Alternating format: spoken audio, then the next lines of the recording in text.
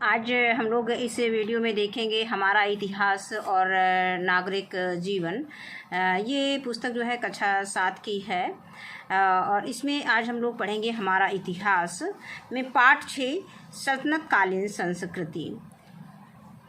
इसके पहले हम लोगों ने सल्तनत का विघटन, सल्तनत का उदय, खिलजी वंश, तुगलक वंश, ये सारे वीडियो इसी चैनल पर देख चुके हैं। उसी क्रम में आज ये पाठ 6 सल्तनत कालीन संस्कृति के विषय में हम लोग देखेंगे। तो सबसे पहले हम इस वीडियो में इस पाठ को पढ़ेंगे, इसके बाद हम इसी में इसके अभ्यास प्रश्न हल करेंगे और पाठ को हमें ध्यान से सुनना है जिससे कि हमें अभ्यास प्रश्न आसानी से समझ में आ जाए। 13वीं सदी के प्रारंभिक वर्षों में दिल्ली सल्तनत की स्थापना को भारत के सांस्कृतिक विकास के नए काल का सूत्रपात माना जाता है। शासन प्रबंध, विज्ञान, साहित्य तथा स्थापत्य कला के क्षेत्र में सल्तनत के शासकों का अपना दृष्टिकोण था। दूसरी ओर भारतीयों के भी अपने धर्म, शासन प्रबंध, साहित्य, विज्ञान तथा स्थापत्य को लेकर अपने निश्चित विचार थे। इन दोनों के मिलन ने एक मिलीजुली संस्कृति का विकास किया। अब है सल्तनत कालीन प्रशासन, इसमें देखेंगे। पहली हेडिंग है तो दिल्ली सल्तनत का प्रारंभ कब से हुआ था? 1206 ईस्वी से हुआ था और अंत कब हुआ था? 1556 ईस्वी में। ये गुलाम वंश से इसकी शुरुआत हुई थी और जो है लोदी वंश कह सकते हैं, सैयद वंश कह सकते हैं, इसका जो है अंत हुआ था और सैयद वंश का अंत हुआ था 1526 ईस्वी में। तो दिल्ली सल्तनत का प्रारंभ 1206 ईस्वी में हुआ था और अंत कब हुआ था? 1526 ईस्वी में हुआ था। अगर ये प्रश्न पूछा जाता है प्रतियोगी परीक्षाओं में कि दिल्ली सल्तनत का प्रारंभ कब हुआ था, तो हमें याद रखना है कि 1206 ईस्वी में हुआ था और इसका अंत कब हुआ था? तो 1526 ईस्वी में हुआ था। इस प्रकार भारत में सुल्तानों ने लगभग 300 वर्षों तक शासन किया। सुल्तानों ने कितने वर्षों तक शासन किया? 300 वर्षों तक शासन किया। सल्तनत काल में सुल्तान का स्थान सर्वाधिक महत्वपूर्ण था और सल्तनत काल में किसका स्थान सर्वाधिक महत्वपूर्ण था? सुल्तान का। तो सारी राजनीतिक, कानूनी और सैनिक सत्ता उसमें निहित थी। वह राज्य की सुरक्षा व्यवस्था के लिए जिम्मेदार था। इस तरह वह प्रशासन के लिए भी जिम्मेदार था। सुल्तान ही सेना का प्रधान होता था। कानून और न्याय की व्यवस्था करना भी उसी का दायित्व था। यानी सुल्तान सब कुछ करता था, न्याय से लेकर के सारी व्यवस्था जो है सुल्तान ही करता था। सेना का प्रबंध भी सेना का प्रधान भी सुल्तान ही होता था। इस कार्य के लिए वह न्यायाधीशों की नियुक्ति करता था। उसके किसी भी पदाधिकारी के अन्याय के खिलाफ उससे सीधे अपील की जा सकती थी। यानी अगर किसी पदाधिकारी के खिलाफ कोई अन्याय होता था तो वो सीधे सुल्तान से अपनी अपील कर सकता था। ऐसी शासन व्यवस्था थी सल्तनत काल में। न्याय करना शासन का महत्वपूर्ण दायित्व था। अब इसके बाद हम देखेंगे केंद्रीय शासन क्या था। केंद्रीय शासन में सुल्तान का पद महत्वपूर्ण होता था। सुल्तान ही सेना का सबसे बड़ा अधिकारी होता था और युद्ध और संधि के संबंध में वही निर्णय लेता था। न्याय में भी उसी का निर्णय अंतिम होता था। सुल्तान अपनी मदद के लिए मंत्रियों की नियुक्ति करते थे। मंत्रियों का पदासीन रहना या ना रहना सुल्तान की इच्छा पर निर्भर करता था। नहीं कहने का मतलब कि सुल्तान जब चाहता था मंत्रियों को रखता था, जिसको चाहता था मंत्री पद से हटा देता था।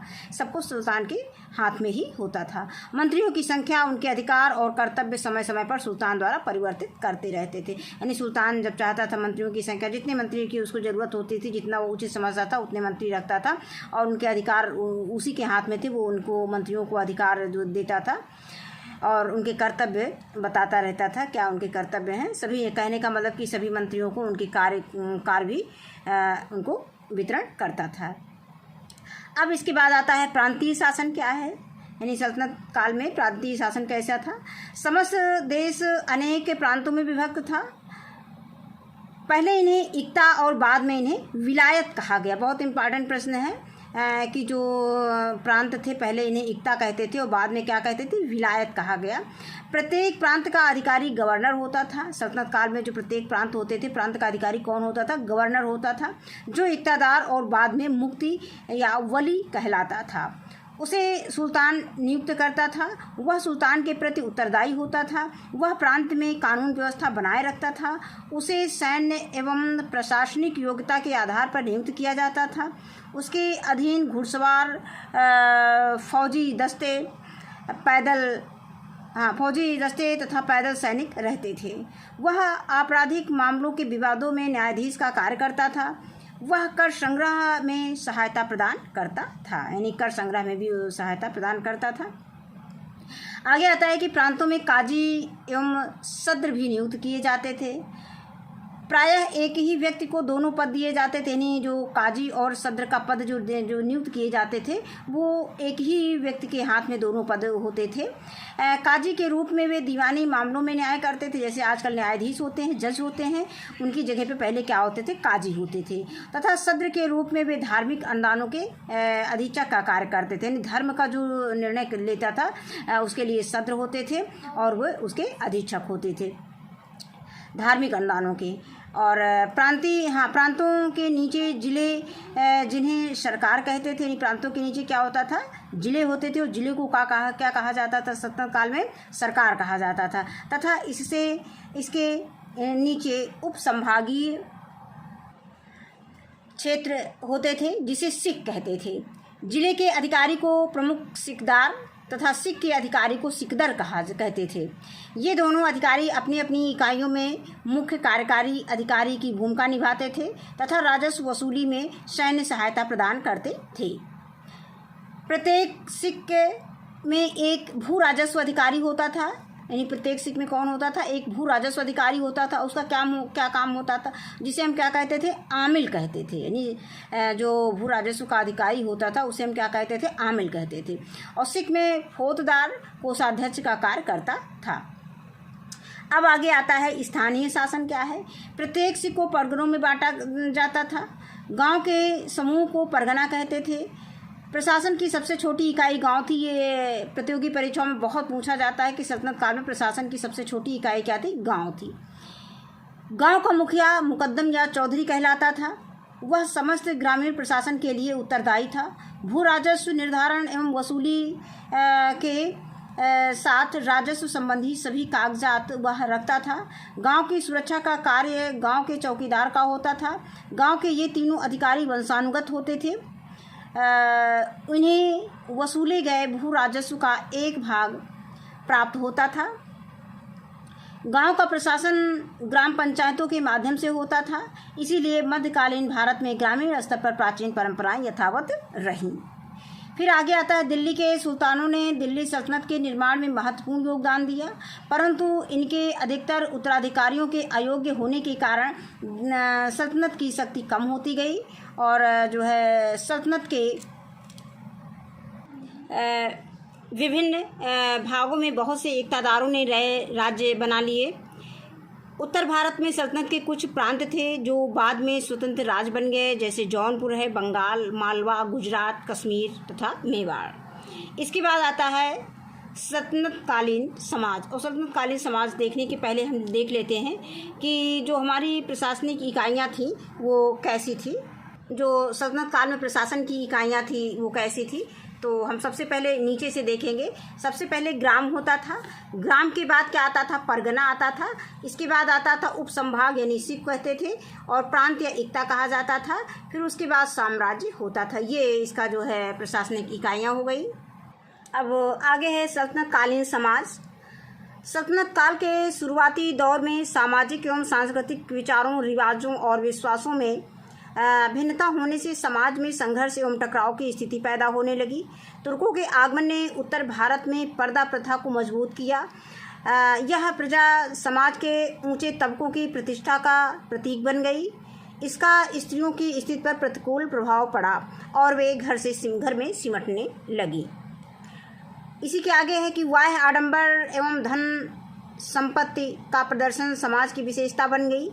इन सबसे समाज में तानाशाह बढ़ने लगा, जिससे जीवन के नैतिक मूल्यों का ह्रास होने लगा। लोग जीवन की यथार्थ से आंख चुराने लगे, किंतु लोग बनावटी जीवन से थकने लगे। उन्हें एक ऐसी वातावरण की आवश्यकता हुई जिसमें सामाजिक जीवन के नैतिक मूल्यों को बचाया जा सके। इसी समय भक्तों और सूफी संतों का पदार्पण हुआ। इन्होंने लोगों में आपसी समझ पैदा करने की कोशिश की और सादा जीवन उच्च विचार को पर बल दिया। अब इसी के आगे है कि भक्ति आंदोलन तथा सूफी संत। तुर्क और अफगान जो अपने साथ धार्मिक विचार और संस्कृति लाए, उसका भारतीय समाज एवं विचारधारा पर प्रभाव पड़ा। जाति प्रथा की कठोरता, ऊंच नीच का भेदभाव तथा बाहरी आडंबर के कारण भारतीय समाज में कुछ दोष आ गए। अतः सामाजिक कुरीतियों को दूर करने और समाज को सुसंगठित करने के लिए समाज सुधारकों ने जनता में परस्पर प्रेम तथा सद्भाव को बढ़ाने का प्रयास किया। इन्होंने धार्मिक कर्मकांडों की अपेक्षा भक्ति भाव से ईश्वर की उपासना करने को श्रेष्ठ बताया। इस प्रकार धार्मिक सहिष्णुता की भावना को बल मिला। संतों एवं समाज सुधारकों द्वारा चलाया गया इस प्रकार का आंदोलन भक्ति आंदोलन के नाम से प्रसिद्ध हुआ। इसी के आगे है कि इन भक्त संतों में कबीर, चैतन्य महाप्रभु, और ये चैतन्य महाप्रभु, गुरु नानक, दादू, रैदास, तुकाराम, रामानंद, वल्लभाचार्य, मीराबाई आदि प्रसिद्ध हैं। लोगों की साधारण भाषा में लिखे और गाए गए इनके गीत व दोहे ईश्वर के प्रति भक्ति भाव से भरे हैं। इनमें बहुत से ऐसे विचार हैं जिनको तब से लेकर अब तक लोग मानते आए हैं। पहले हम कबीर की बात करें। ये चित्र कबीर का दिखाया गया है। काशी वाराणसी में एक जुलाहे बुनकर परिवार में कबीर का पालन पोषण हुआ। यानी इनका पालन पोषण किसके हुआ? जुलाहे, यानी ये कहाँ पर हुआ? काशी वाराणसी में हुआ था। एक जुलाहा परिवार में हुआ था। कबीर निरंकार परमेश्वर में विश्वास रखते थे। कबीर किस में विश्वास रखते थे? निरंकार परमेश्वर, यानी जिसका कोई आकार न हो, उस ईश्वर में वो विश्वास रखते थे। कबीर की प्रमुख रचनाएं थी साखी, सबद, रमैनी। इसके बाद बात आती है मीराबाई की। तो मीराबाई ये मेड़ता की राठौर राणा रतन सिंह की पुत्री थी। अगर इनका परिचय पूछा जाए तो ये हम बता सकते हैं कि मेड़ता की राठौर राणा रतन सिंह की पुत्री थी। मीराबाई कृष्ण की उपासना में भजन गाया करती थी। इसके बाद आते हैं गुरु नानक। 1469 यानी 1469 ईस्वी में पंजाब के तलवंडी नामक स्थान में गुरु नानक का जन्म हुआ था। इन्होंने सिख धर्म चलाया। ये बहुत प्रश्न पूछा था, सिख धर्म किसने चलाया? तो गुरु नानक ने चलाया था। तथा एकेश्वरवाद के उपदेश दिया। यानी कौन सा उपदेश दिया? एकेश्वरवाद का उपदेश दिया। अब फिर इसके बाद आता है, ये गुरु नानक का चित्र दिखाया गया है। इसके बाद आता है चैतन्य महाप्रभु। चैतन्य महाप्रभु ने बाह्य आडंबर तथा कर्मकांड का विरोध किया। रविदास ने लोगों को शिक्षा दी कि भक्ति से ही मनुष्य मोक्ष पा सकता है। रामानंद ने शुद्ध आचरण और भक्ति पर विशेष बल दिया। दादू, तुकाराम जैसे संतों ने भी अपने विचार द्वारा भक्ति आंदोलन की गति प्रदान की। अब इसी के आगे है, भक्त संतों ने लोगों के बीच ये भावना फैलाई कि ईश्वर को पाने के लिए सच्चे दिल से प्रेम करना चाहिए, मतलब प्रेम करना ही एकमात्र तरीका है। उन्होंने आम लोगों की बोली में कई सुंदर गीतों की रचना की जिसे भक्त लोग मगन होकर गाते थे। वे ऊंच नीच जाति पाति के खिलाफ थे। उनका मानना था कि मनुष्य सभी ईश्वर की नज़र में समान है और हिंदू तथा मुसलमान दोनों एक ही ईश्वर, मतलब दोनों एक ही ईश्वर हैं। ईश्वर को पाने का रास्ता भी एक समान है। इन्हीं भक्त संतों की राह कई मुसलमान संत भी थे। मतलब इन्हीं भक्त संतों की तरह कई मुसलमान संत भी थे जो सूफ़ी संत कहलाए। इन सूफ़ी संतों में अजमेर के ख्वाजा मोइनुद्दीन चिश्ती, दिल्ली के हज़रत निजामुद्दीन औलिया, पंजाब के बाबा फरीद बहुत जाने माने सूफ़ी संत थे। अब इसमें प्रश्न यही पूछा जाता है इनका संबंध किस राज्य से है। तो जैसे आज यहाँ पे एक तरफ अजमेर लिखा रहेगा, यानी कि ख्वाजा मोइनुद्दीन चिश्ती का संबंध किससे? तो अजमेर से है। हज़रत निजामुद्दीन औलिया कहाँ के थे? तो दिल्ली के थे। इसी तरह से बाबा फरीद का संबंध किस राज्य से है? तो पंजाब से है। इस तरह से प्रश्न प्रतियोगी परीक्षाओं में पूछे जाते हैं। भक्त संतों और सूफ़ी संतों के विचार आपस में बहुत मिलते जुलते थे। सूफियों ने इस बात पर जोर दिया कि सच्चे दिल से अल्लाह को प्रेम करना और बुरे कामों पर पश्चाताप करना अल्लाह को पाने का सही तरीका है। सूफी मत के अनुयायी एक ईश्वर में विश्वास करते थे। शांति, अहिंसा एवं सहिष्णुता एवं मानवता के प्रति प्रेम की भावना में भी उनका अटूट विश्वास था। सूफी संतों से हिंदू एवं मुसलमान दोनों ही अत्यधिक प्रभावित हुए। शैव महिला योगी लल्ला योगेश्वरी कश्मीर की विधवा ब्राह्मण औरत थी। कश्मीर के प्रसिद्ध सूफी संत शेख नूरुद्दीन वली समेत कई सूफी संत उसे अपना पीर या गुरु मानते थे। वह कहती थी, शिव सब जगह मौजूद है, सब में मौजूद है, फिर हिंदू और मुसलमान में फ़र्क मत करो। अगर तुम समझदार हो तो अपने आप को समझो, यही ईश्वर की सही समझ है। अब इसके बाद आता है साहित्य। सल्तनत काल में देश के बहुत से भागों में फारसी राजभाषा रही है, अतः बहुत सी भारतीय भाषाओं पर फारसी का प्रभाव पड़ा और फारसी के बहुत से शब्द भारतीय भाषाओं में आ गए। सल्तनत काल में दिल्ली अरबी तथा फारसी साहित्य के विद्वानों का केंद्र बन गई थी। महमूद गजनवी के समय अलबरूनी और फिरदौसी नामक प्रसिद्ध विद्वान तथा कवि थे। मंगोलों के डर से मध्य एशिया के अनेक विद्वानों और साहित्यकारों ने भागकर दिल्ली के सुल्तानों के दरबार में शरण ली थी।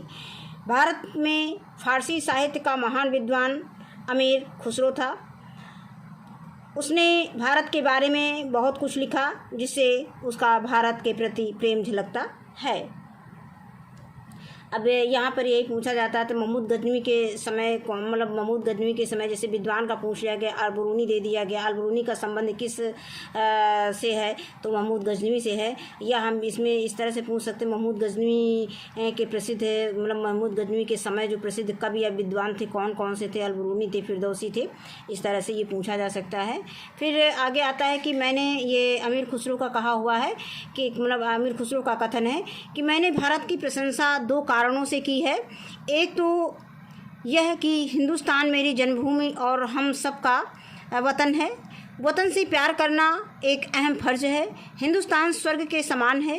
इसकी आबो हवा खुरासान से बेहतर है। यह हरा भरा है और साल भर फूलों से लदा रहता है। यहाँ के ब्राह्मण अरस्तु जैसे ज्ञानी हैं और विभिन्न क्षेत्रों में बहुत सारे विद्वान हैं। अब इसी के आगे है कि इस समय साहित्य के नाम पर यशोगान और धार्मिक पुस्तकों की रचना हुई। इस श्रेणी में नरपत नाल का बीसल देव रासो। अब इसमें पूछा जाता है कि नरपत नाल की रचना कौन है, बीसल देव रासो है। तथा दलपत विजय का खुमान रासो ये भी है। ये खुमान रासो का संबंध किससे है, दलपत विजय से है। अमीर खुसरो ने हिंदी में पद रचना की थी। अब आगे है भक्ति आंदोलन के संतों में कबीर, गोरखनाथ आदि ने ईश्वर स्तुति में गीतों की रचना की थी। इस काल में सुप्रसिद्ध प्रेमाख्यान और ऐतिहासिक महाकाव्य पद्मावत की रचना महाकवि मलिक मोहम्मद जायसी ने की। आगे पद्मावत का संबंध, पद्मावत के रचयिता कौन है तो यह है मलिक मोहम्मद जायसी। और आगे है स्थापत्य कला दिखाया गया है। तो ईरानी और तुर्क कारीगर जब भारत आए और अपने साथ इमारत बनाने की एक नई विधि लाए। सल्तनत कालीन इमारतों की तीन खास बातें होती थी। मेहराब होता था, गुंबद, मीनारें जो उनकी सभी इमारतों में देखी जा सकती थी। कुछ इमारतों में कुरान की आयतें भी लिखी होती थी। अगर हम सल्तनत कालीन बिल्डिंगों की पहचान, इमारतों की पहचान हम कैसे करेंगे, एक तो उसमें मेहराब होते थे, दूसरी खास बात होती थी गुंबद होते थे और तीसरी खास बात उनमें मीनारें होती थी। इन तीनों चीज़ों से हम पता कर सकते हैं कि ये किस काल की बनी हुई इमारतें हैं। अब आगे आता है मिली जुली शैलियाँ। ईरानी व तुर्क कारीगरों से उनका हुनर भारत के कारीगरों ने सीखी। भारत के कारीगरों ने हुनर इरानी व तुर्क कारीगरों ने सीखे। मंदिरों में मेहराब व गुंबद बनने लगे और कई मस्जिदों में पत्थर पर पत्थर रखकर तरासे हुए खंभे बनने लगे।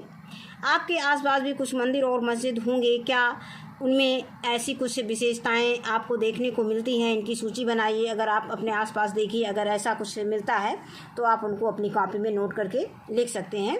फिर आगे आता है ये गुंबद का आंतरिक भाग चित्र में दिखाया गया है। इसके बाद है चित्रकला एवं संगीत। सल्तनत काल में बारीक और छोटे छोटे चित्र बनाए जाते थे। कलाकारों को दरबार में आश्रय मिलता था। कभी कभी वे पुस्तक में वर्णित घटनाओं के चित्र बनाते थे। भारतीय संगीत पर फारस और अरब की संगीत शैली का प्रभाव पड़ा।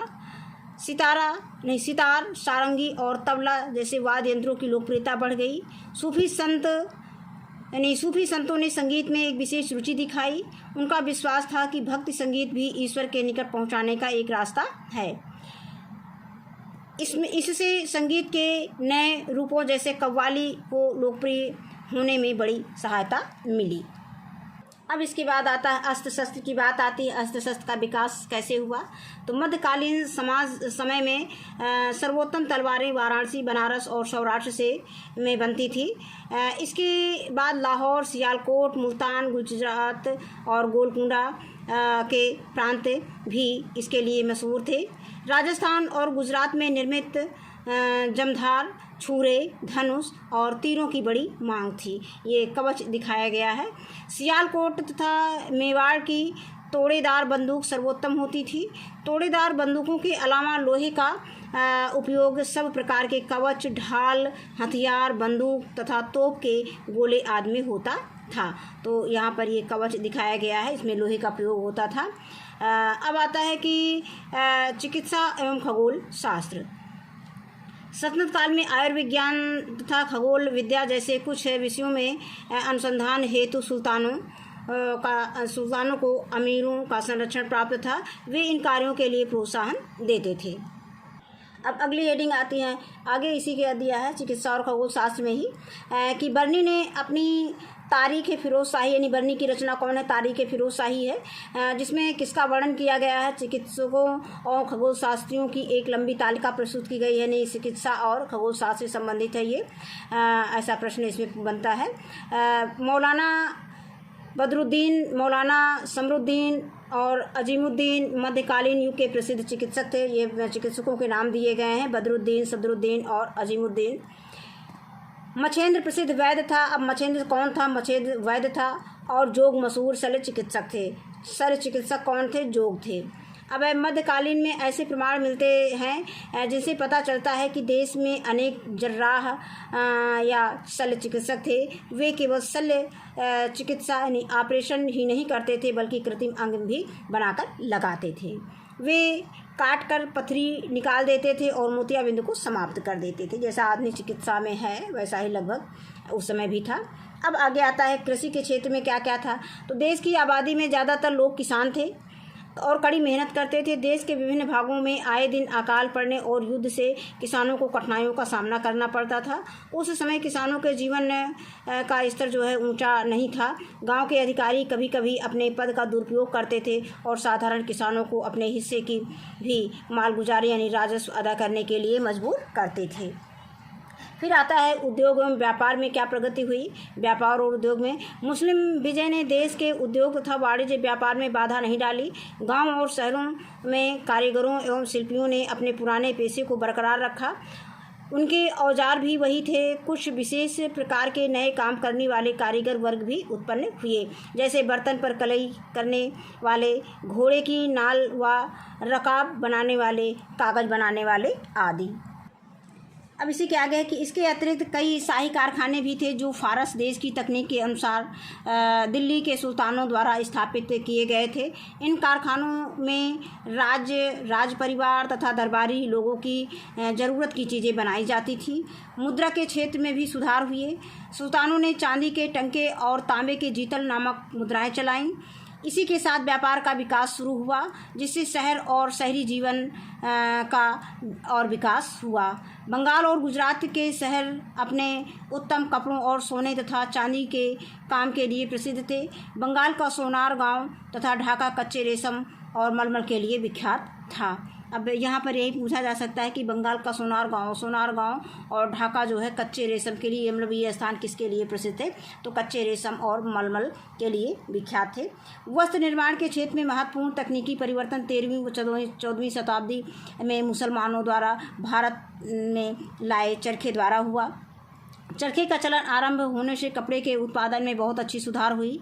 लाल सागर और फारस की खाड़ी के आसपास के देशों के साथ होने वाले व्यापार में भारतीय कपड़े की धाक पहले ही जम चुकी थी। पेड़ पौधों और खनिज स्रोतों से प्राप्त विभिन्न रंगों से रंगाई का कार्य किया जाता था। उस काल में भी भारतीय कपड़े चीन को भी निर्यात किए जाते थे, नहीं उस समय भी भारत के कपड़े चीन को भेजे जाते थे और कपड़ों की रंगाई होती थी। इस काल में अंतर्राष्ट्रीय व्यापार जल और थल दोनों मार्गों से किया जाता था। भारत कुछ वस्तुओं का निर्यात करता था, इसमें चर्म व धातु से बनी वस्तुएं, फारसी डिज़ाइन आधारित गलीचे प्रमुख थे। भारत पश्चिमी एशिया में उच्च कोटि के कुछ कपड़े, साटन आदि, कांच के बर्तन, बहुमूल्य धातुएं, घोड़े तथा चीन से कच्चा रेशम और चीनी मिट्टी के बर्तन आयात करता था। इसके बाद आता है यातायात की बात आती है। दिल्ली सल्तनत के सुदृढ़ होने से यातायात एवं संचार का विकास हुआ। उस समय आधुनिक वैज्ञानिक उपकरणों का ज्ञान नहीं था। लोग परिवहन के साधनों के रूप में कुलियों, जानवरों तथा चक्के वाली गाड़ियों का प्रयोग करते थे।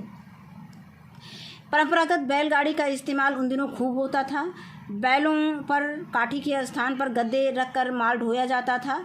सवारी के लिए घोड़े, टट्टू और खच्चर और कभी कभी गधों, ऊँटों का इस्तेमाल किया जाता था। नदियों में नाव तथा सागर में पाल और जलयानों का उपयोग किया जाता था।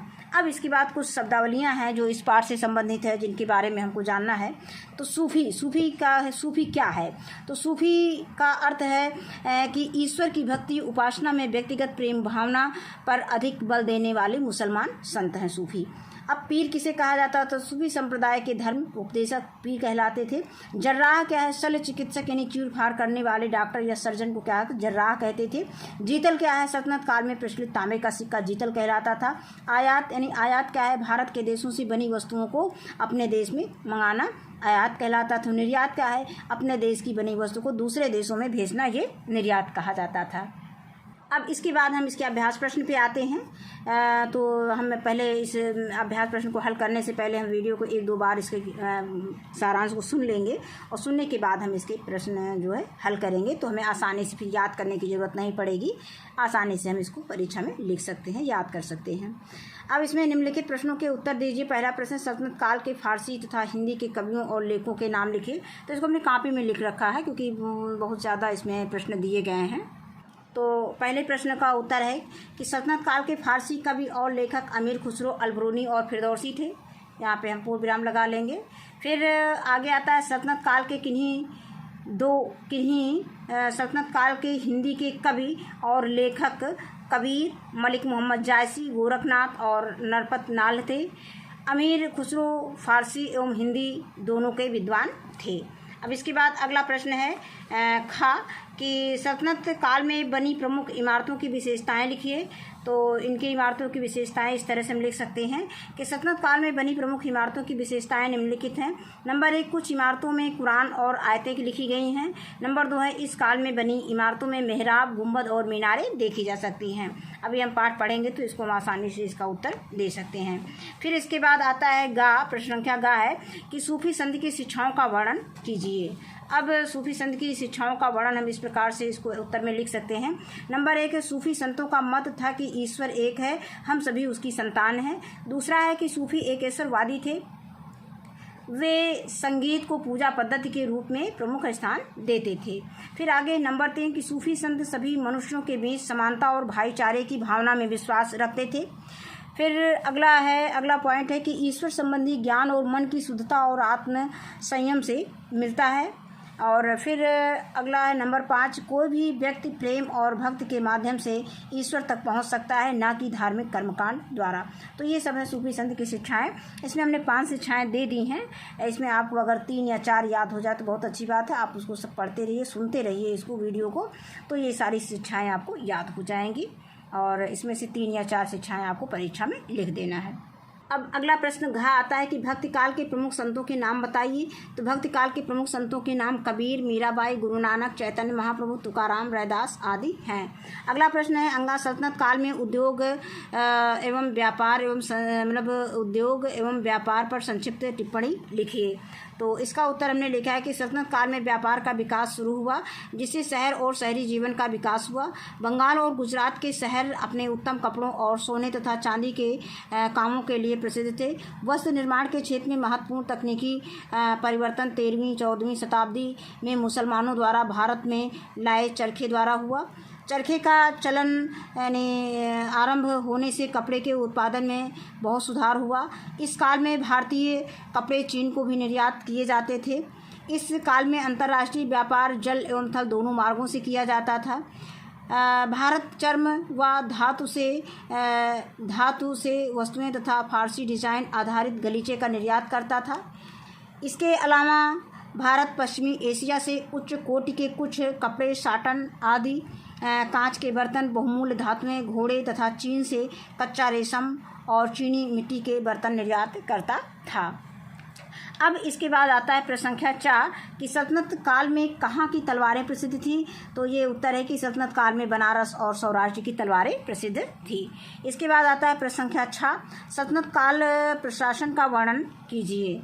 तो सल्तनत काल प्रशासन का वर्णन इस तरह से लिख सकते हैं कि सल्तनत काल में सुल्तान का स्थान सबसे अधिक महत्वपूर्ण था। सारी राजनीतिक, कानूनी और सैनिक सत्ता उसी में निहित थी। वह राज्य की सुरक्षा और व्यवस्था के लिए जिम्मेदार था। इस तरह वह प्रशासन के लिए भी जिम्मेदार था।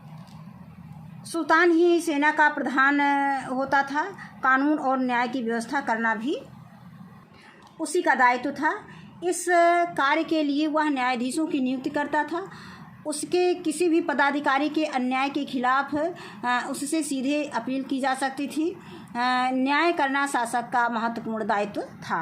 अब इसके बाद अगला प्रश्न आता है संत और समाज सुधारकों ने भक्ति आंदोलन क्यों चलाया। तो इसका उत्तर हम पेज संख्या 43 टेक्स्ट बुक में देख लेते हैं। तो प्रश्न संख्या का हम उत्तर यहाँ से लिख सकते हैं कि तुर्क और अफगान जो अपने साथ धार्मिक विचार और संस्कृति लाए, उसका भारतीय समाज एवं विचारधारा पर प्रभाव पड़ा। जाति प्रथा की कठोरता, ऊंच नीच का भेदभाव तथा बाहरी आडंबर के कारण भारतीय समाज में कुछ दोष आ गए। अतः सामाजिक कुरीतियों को दूर करने और समाज को सुसंगठित करने के लिए कुछ समाज सुधारकों ने जनता में परस्पर प्रेम और सद्भाव को बढ़ाने का प्रयास किया। इन्होंने धार्मिक कर्मकांडों की अपेक्षा भक्ति भाव से ईश्वर की उपासना करने को श्रेष्ठ बताया। इस प्रकार धार्मिक सहिष्णुता की भावना को बल मिला। संतों एवं समाज सुधारकों द्वारा चलाया गया इस प्रकार का आंदोलन भक्ति आंदोलन के नाम से प्रसिद्ध हुआ। इन भक्ति संतों में कबीर, चैतन्य महाप्रभु, गुरु नानक, दादू रैदास, तुकाराम, रामानंद, वल्लभाचार्य, मीराबाई आदि हैं। इसमें जो भी आपको 1-2 याद रहे उसको लिख करके इसमें आदि आपको लिख देना है परीक्षा में। इसके बाद अगला प्रश्न आता है कि दिल्ली सल्तनत में सुल्तान का स्थान सर्वाधिक महत्वपूर्ण था, क्यों। तो ये पेज संख्या 41 पे इसका उत्तर आपको मिल जाएगा। तो ये आप बुक से ही इसका उत्तर लिख सकते हैं कि दिल्ली सल्तनत का प्रारंभ 1206 ईस्वी से और अंत जो है 1526 ईस्वी में हुआ। इस प्रकार भारत में सुल्तानों ने लगभग 300 वर्षों तक शासन किया। सल्तनत काल में सुल्तान का स्थान सर्वाधिक महत्वपूर्ण था। सारी राजनीतिक, कानूनी और सैनिक सत्ता उसी में निहित थी। वह राज्य की सुरक्षा और व्यवस्था के लिए जिम्मेदार था। इस तरह वह प्रशासन के लिए भी जिम्मेदार था। सुल्तान ही सेना का प्रधान होता था। कानून तथा न्याय की व्यवस्था करना भी उसी का दायित्व था। इस कार्य के लिए वह न्यायाधीशों की नियुक्ति करता था। उसके किसी भी पदाधिकारी के अन्याय के खिलाफ उससे सीधे अपील की जा सकती थी। न्याय करना शासन का महत्वपूर्ण दायित्व था। इसके बाद है प्रश्न संख्या 2 निम्नलिखित वाक्यों की समझ सत्य अथवा असत्य लिखिए। तो इसको पाठ को पढ़ना है, पाठ को पहले वीडियो सुनना है, उसके बाद इसमें सत्य और असत्य आपको समझ में आ जाएगा, क्योंकि पाठ के अनुसार इसमें हमें सत्य और असत्य लिखना है। सल्तनत काल में सुल्तान का स्थान सबसे अधिक महत्वपूर्ण था, ये सत्य है। युद्ध में सेना और धन की आवश्यकता नहीं होती थी, ये असत्य है। सुल्तान सेना का सबसे बड़ा अधिकारी होता था, सत्य है। पद्मावत की रचना मलिक मोहम्मद जायसी ने की है, ये सत्य है। फिर आगे आता है कि सल्तनत काल में किसानों का जीवन स्तर बहुत ऊंचा था, ये गलत है, यानी असत्य है। अब इसके बाद अगला प्रश्न संख्या 3 आता है कि ये टिप्पणी लिखना है टंका और जीतल पर, इक्तादार पर और मुकद्दम या चौधरी पर। तो टंका और जीतल के विषय में हम लिख सकते हैं कि सल्तनत काल में दिल्ली के सुल्तानों द्वारा कई शाही कारखाने स्थापित किए गए, जिसमें चांदी के टंके तथा तांबे के जीतल नामक मुद्राओं का निर्माण होता था। इसी के साथ व्यापार का विकास शुरू हुआ, जिसमें शहर और शहरी जीवन का और विकास हुआ। इसके बाद है इक्तादार, इसको टेक्स्ट बुक से पेज संख्या 41 पे देख लेंगे इसका उत्तर। ये इसका उत्तर हम यहाँ से लिख सकते हैं कि सल्तनत काल में समस्त देश अनेक प्रांतों में विभक्त था। पहले इन्हें इक्ता और बाद में विलायत कहा गया। प्रत्येक प्रांत का अधिकारी गवर्नर होता था, जो इक्तादार और बाद में मुफ्ती या वली कहलाता था। उसे सुल्तान नियुक्त करता था। वह सुल्तान के प्रति उत्तरदायी होता था। वह प्रांत में कानून व्यवस्था बनाए रखता था। उसे सैन्य तथा प्रशासनिक योग्यता के आधार पर नियुक्त किया जाता था। उसके अधीन घुड़सवार, फौजी दस्ते तथा पैदल सैनिक रहते थे। वह आपराधिक मामलों के विवादों में न्यायाधीश का कार्य करता था। वह कर संग्रह में सहायता प्रदान करता था। यहाँ तक हम इसका उत्तर दे सकते हैं। फिर आगे है मुकद्दम या चौधरी। तो इसको हम टेक्स्ट बुक में पेज संख्या 42 पर देख लेते हैं इसका उत्तर। तो यहाँ से हम इसमें लिख सकते हैं कि सल्तनत काल में प्रत्येक सिख को परगनों में बांटा जाता था।